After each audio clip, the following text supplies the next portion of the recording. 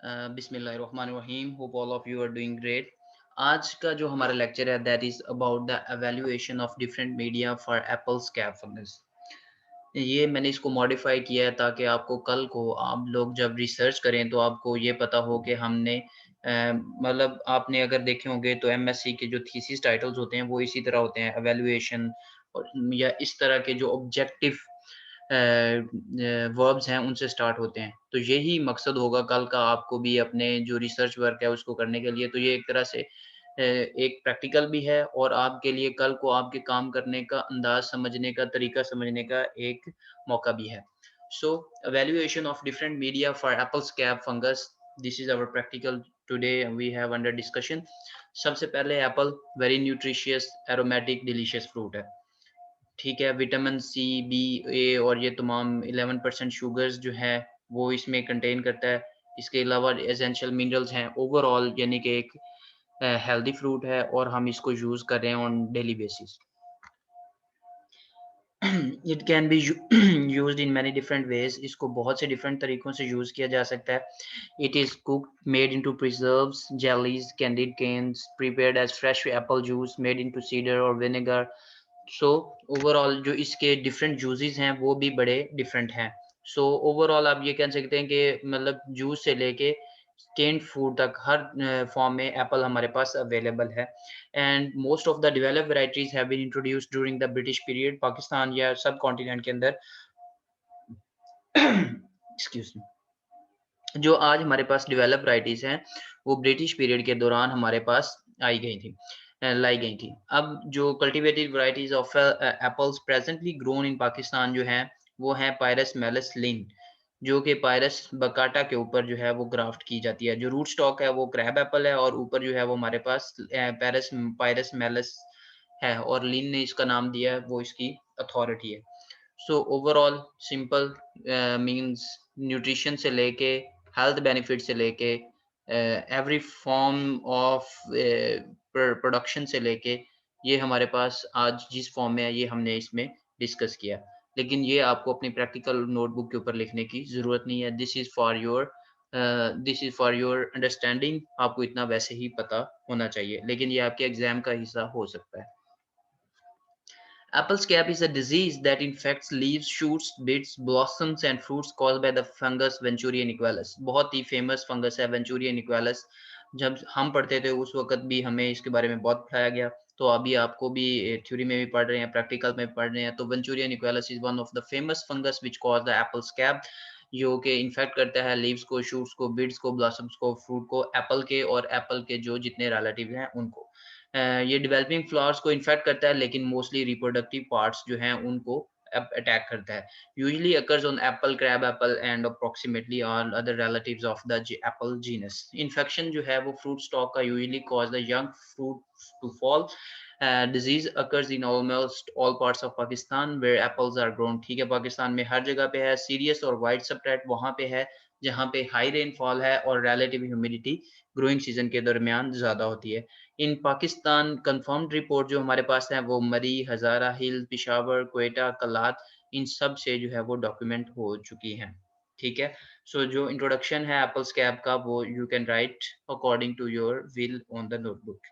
Symptoms की बात करें, हमने पहले भी उसमें भी डिस्कस किया था। हमारे पास जो थ्योरी का लेक्चर है उसके में ऑल एरियल पार्ट्स पे होती हैं। जो यंग लीव्स के ऊपर अगर हम बात करें, the first appear on the lower surface, नीचे से स्टार्ट होगा और उसके बाद ग्रे स्पॉट्स जो हैं वो बाद में डार्क होते जाएंगे और उसके बाद डार्क ब्राउन टू ब्लैक हो जाएंगे। ये लोअर सरफेस से स्टार्ट होंगे, जो पहले ग्रे होंगे, बाद में डार्क ब्राउन होंगे और ब्लैक हो जाएंगे और फिर ये ऊपर आ जाएंगे और अपर सरफेस पे ये कॉन्स्पिक्यूअस होंगे। उनके मार्जिन जो हैं वो क्लियर होंगे, पता लग रहा होगा कि यहाँ से शुरू हो रहा है, यहाँ पे खत्म हो रहा है, क्योंकि नीचे जो है वो बाल होते हैं, उनकी वजह से जो मार्जिन है वो उसका मतलब वो फैला हुआ होता है, उसका कोई क्लियर बॉर्डर नहीं होता। लेकिन अपर सरफेस ऑफ द जो लीजन है या लीव्स है उसके ऊपर जो लीजन के जो मार्जिन है वो बड़ी आसानी से पता चलते हैं। अगर हम फ्रूट की बात करें, the lesion first appear as brown और dark circular velvety spots beneath the skin which later become brown और कॉर्की। ठीक है जी, फ्रूट की बात करें तो ब्राउन और डार्क सर्कुलर वेलवेटी स्पॉट्स बनते जाएंगे। ठीक है, यही वही इसी तरह के स्पॉट्स जो हैं वो हमारे पास आएंगे। Then fruits attacked in the early stage में show cracking in the diseased areas. जो हमारे पास फ्रूट हैं वो अर्ली स्टेज में क्रैकिंग शो कर सकते हैं। इनफैक्टेड ट्वीग में consist of blistered and ruptured bark giving them scurfy appearance. ये होगी हमारे पास सिम्टम्स। सिम्टम्स की डिटेल्स हमने मोस्टली जो है वो उसमें पढ़ी हैं। ये सिम्टम्स जो हैं ये आपने अपनी नोटबुक्स के ऊपर लिखने हैं।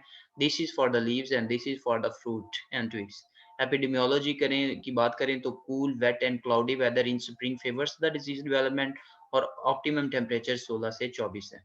अब हमारे पास जो आज का मैं आपको सिखाना चाहता हूँ वो हमारे पास मकसद है।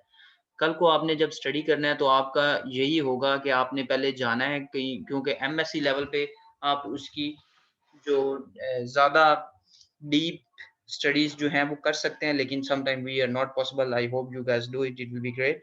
लेकिन अगर आपने सैंपलिंग करनी है और उसके बाद उसको एनालिसिस करना है डिफरेंट कल्चर मीडियाज़ पे डिफरेंट चीज़ों के, तो ये यहाँ से हमारा आपका प्रैक्टिकल जो स्टार्ट होता है, जो ये प्रैक्टिकली कल को आपके लिए इम्पोर्टेंट है।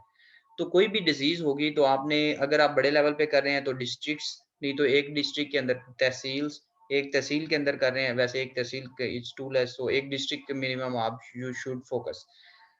तो आपने अगर सैंपलिंग करनी है तो आप, मैं अब बड़े लेवल पे कह रहा हूँ कि आप 3-4 डिस्ट्रिक्ट्स में करें। तो आप क्या करेंगे, डिजीज़्ड ऑर्गन्स जो जहाँ पे आपको फर्स्टली आपको पता है। अब एप्पल हमारे पास इधर नहीं होता, लेकिन फॉर एग्ज़ाम्पल मरी में होता है, क्लात, कलाम, ये इन तमाम एरियाज़ में, चमन, कोयटा।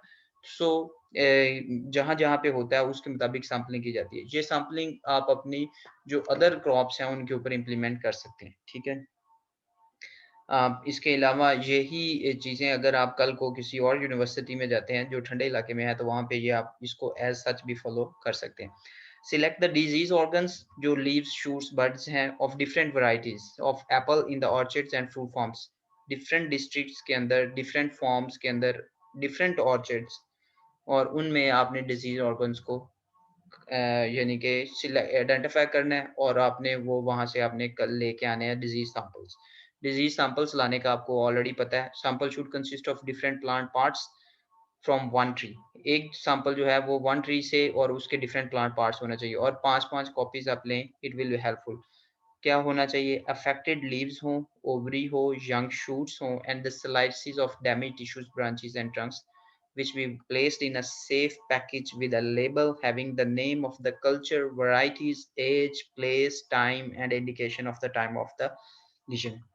अब सैम्पलिंग जो है it is very very important. जब भी आपने सैम्पलिंग करनी है तो आपने ज़हनी तौर पे तैयार होके जाना है कि ये मैं बहुत बड़ा काम करने जा रहा हूँ। आपने सबसे पहले तो आपके पास आइस बॉक्स होना चाहिए, इस तरह की चीज़ों के आपके सैंपल जो हैं वो ठंडे रहें। उसके बाद आपके पास लेबल्स होने चाहिए। मैक्सिमम इन्फॉर्मेशन आपने लेनी है और लिखनी है। लेनी तो वहाँ पे जो बंदे हैं वो फार्मर्स हैं, उनसे आपने लेनी है कि मतलब ये कौन-सी वैरायटी है, ये है, वो है। Some time that way somewhere down the line वो आपको पता, वो आपसे वाइवे में पूछी जा सकती है। लेकिन जो आपने खुद देखनी है कि हर डिजीज़ सैंपल जो है उसके जो सिम्पटम्स हैं वो आपने लिखने हैं। आपको उसी वक़्त लिखने चाहिए, या अगर आप उसी वक़्त नहीं लिख सकते, तो अगर आप शाम को एक मतलब आप एक डिस्ट्रिक्ट में गए हैं तो शाम को आपका कहीं पे स्टे है, तो वहाँ पे जाके आपने लाज़मन उनको लिखना है। क्योंकि जितनी देर आप उनको आप डॉक्यूमेंट करने में लगाएँगे, उतना ही मसला जो है वो आपके लिए ख़राब होता जाएगा। इट विल बी मोर, यानी कि वो जो सैंपल्स सिम्पटम्स हैं वो चेंज होते जाएँगे। So you should be very, very careful about that. So basically मतलब सैंपल जो है वो डिफरेंट प्लांट पार्ट से होगा, उसकी जितनी कॉपीज़ हो सके दैट विल बी गुड। आप 2-3 कॉपीज़ लें at least. Each sample should contain 5 तो मतलब ये प्ला क्योंकि एप्पल है तो आप ले सकते हैं। अगर आपके पास पोटैटो हो तो आप उसकी 5 कॉपीज़ लेंगे तो बचेगा ही कुछ नहीं। So it will depend according to the your sample size.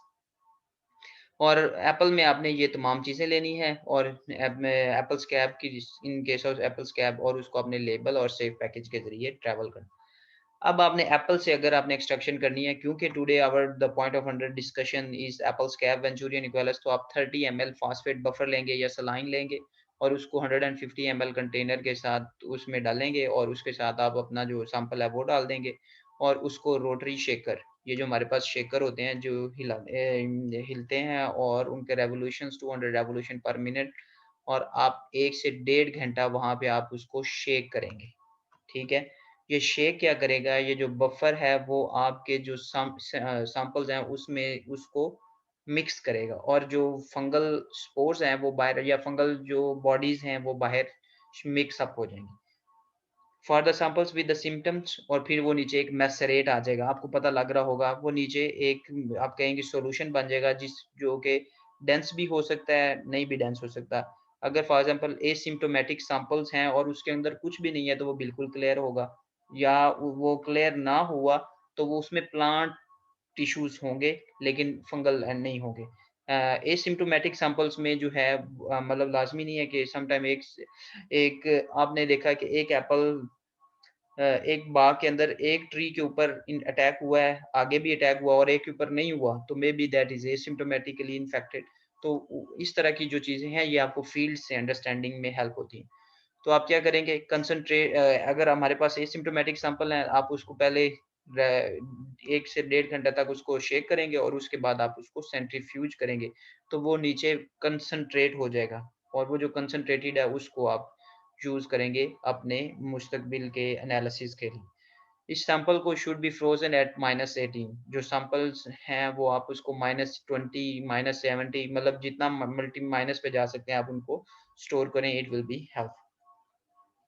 अब वो जो मेसी रेट आया, ये जो हमारे पास मेसी रेट था, उसको आपने क्या करना है, 50 ml सेंट्रीफ्यूज ट्यूब में लेना है उसको 10 मिनट तक, और उसको आप क्या करेंगे, लीव करें। जो पल्प है, मतलब फॉर एग्जांपल आपने एप्पल से लिया है तो एप्पल की जो पल्प है वो आपने पीछे ही रहने देनी है कंटेनर में, या उसको फिल्टर पेपर के थ्रू फिल्टर कर लेना है। और उसके बाद जो नीचे आया हमारे पास सॉल्यूशन जो है, उसको आपने 10 मिनट सेंट्रीफ्यूज करना है 8000 पे, और उसके बाद 7000 पे 15 मिनट ये आपने उसको सेंट्रीफ्यूज करना है। बिलो 10 आप कह लें 4 डिग्री सेंटीग्रेड पे आप कर सकते हैं। ये हमारे पास सेंट्रीफ्यूज होता है, उसके अंदर टेम्परेचर सेट करने की एबिलिटी हमारे पास मौजूद होती है। उसके बाद जो आपका सुपरनेटेंट है, जो ऊपर वाला हिस्सा है वो आपने डिस्कार्ड कर देना है, और जो नीचे सेडिमेंट या जिसको हम पैलेट कहते हैं, वो आपने उसको सेव करना है, और उसके बाद उसको फॉस्फेट बफर में आपने उसको मिक्स कर देना है। रीसस्पेंशन इस अमल को हम कहते हैं। तो आपने रीसस्पेंड करना है और ट्रांसफर करना है टू अ स्टेराइल माइक्रोट्यूब। अब ये आपके पास बेसिकली एक फंगल कल्चर है जो आप एनालिसिस के लिए यूज करेंगे। मतलब आपने क्या किया, आप सैंपल लाए, उसको काटा, उसमें 30 ml आपने फॉस्फेट बफर डाला, 1.5 घंटा आपने शेक किया, और उसके बाद आपने उसको 10 मिनट 8000 जी पे 15 मिनट 7000 जी पे आपने उसको सेंट्रीफ्यूज किया। जो सेडिमेंट जो नीचे आपके पास पैलेट बची, वो आपने सेव की, सुपरनेटेंट डिस्कार्ड किया, और उसके बाद पैलेट को रीसस्पेंड किया 1 ml फॉस्फेट बफर में। और ये जो है ये आप मोस्ट प्रोबेबली कंटेन्स द वेंचूरिया इनिक्वेलिस। अब यहाँ से आपका जो अगेन ये चीज़ें भी हमने पहले पढ़ी हैं। अब इसके बाद आपकी जो स्टडीज़ होती हैं वो बेस करती हैं कि आप किन चीज़ों को कंपेयर कर रहे हैं। फॉर एग्जांपल पोटैटो एगर है, एप्पल एगर है, सिज़रपैक मीडियम है, वॉट एगर है। तो ये different kinds of agar medium है, जैसे कि पोटैटोज़ में potato 200 gram, agar 15, water 1 litre PHA. And then अगर आप डायरेक्ट एप्पल के ऊपर करना चाहते हैं तो chopped apple fruit 200 gram, agar, water, pH, and then Czapek medium, wort agar. तो ये हम इस ये आपको ये प्रैक्टिकल करवाने का मकसद ये है कि इसी तरह आपने 2-3 चीज़ों को कंपेयर करना होगा अपनी स्टडीज़ के दौरान। तो हमारा जो है ये इवैल्यूएशन ऑफ मीडिया है, तो इसमें 3-4 मीडिया जो भी आप यूज़ करना चाहें वो आप यूज़ कर सकते हैं।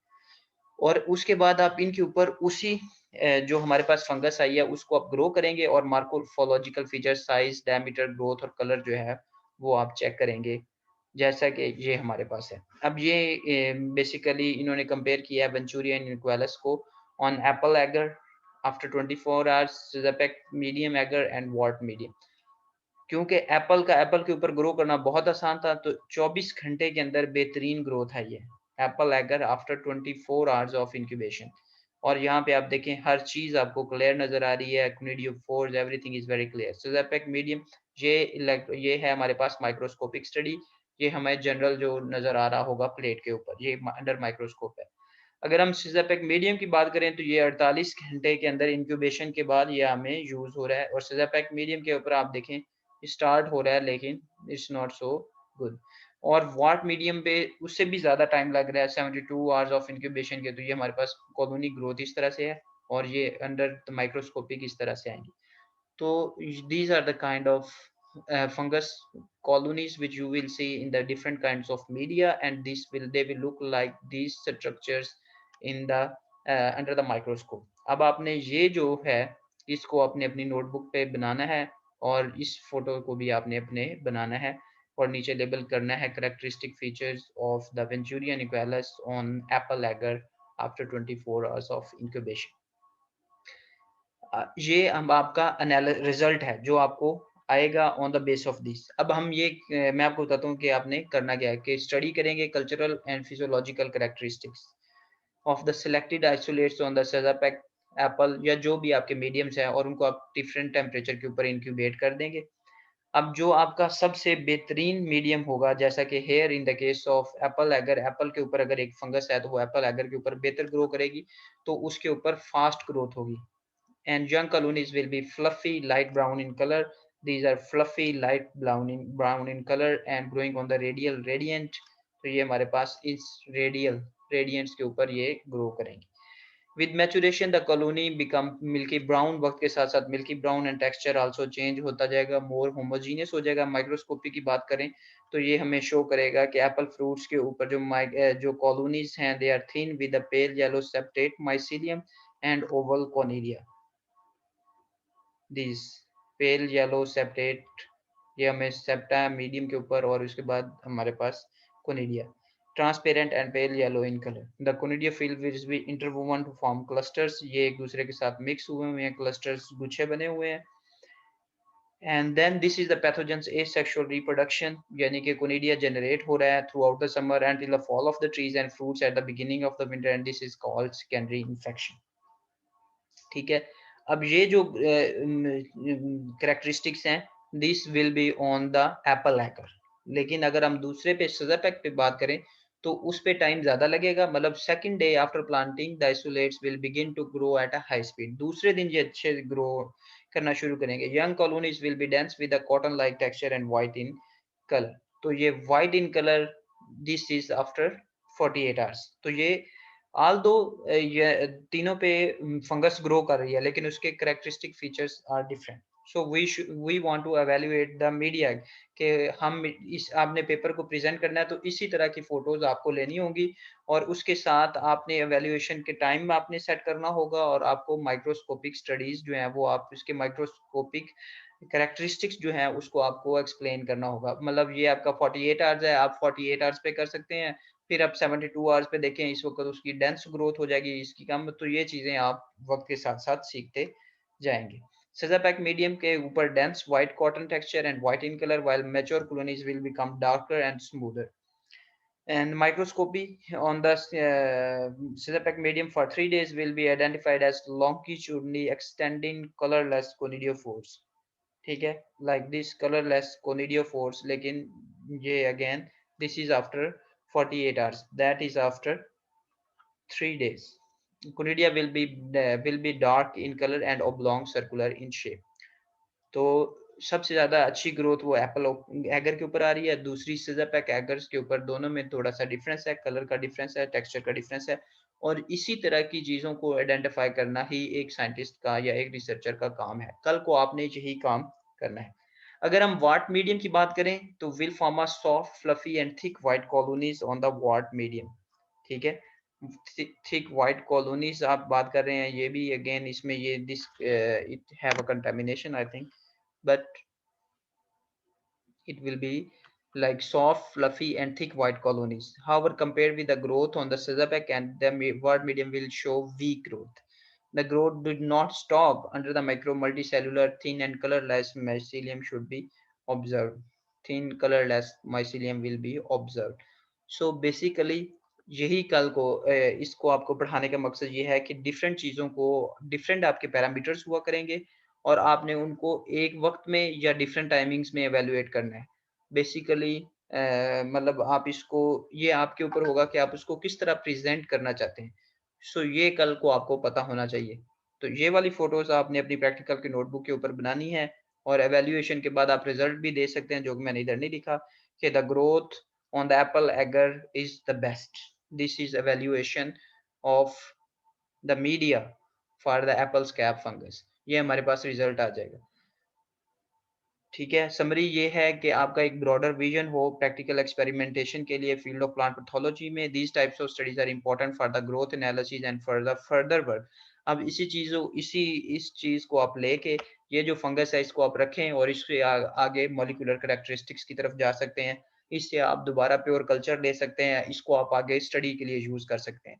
तो ये बेसिक जो रिक्वायरमेंट्स हैं ये आपको करना पड़ती हैं और उसके बाद आप आगे with the passage of time you grow deep into the studies. So I hope कि आपको इसकी समझ आई होगी। अगर आपकी समझ आपको कोई कहीं से भी कोई भी कंफ्यूजन हो प्लीज डू आस्क। और that's all for today's lecture. और इसके बाद आपने 5 लाइनर समरी देनी है फॉर द अटेंडेंस, और ये बल्कि 5 लाइनर समरी नहीं, आपने ये अपनी नोटबुक्स के ऊपर लिखना है और वो आपने सेंड करना है। Thank you very much. If you have any question please ask.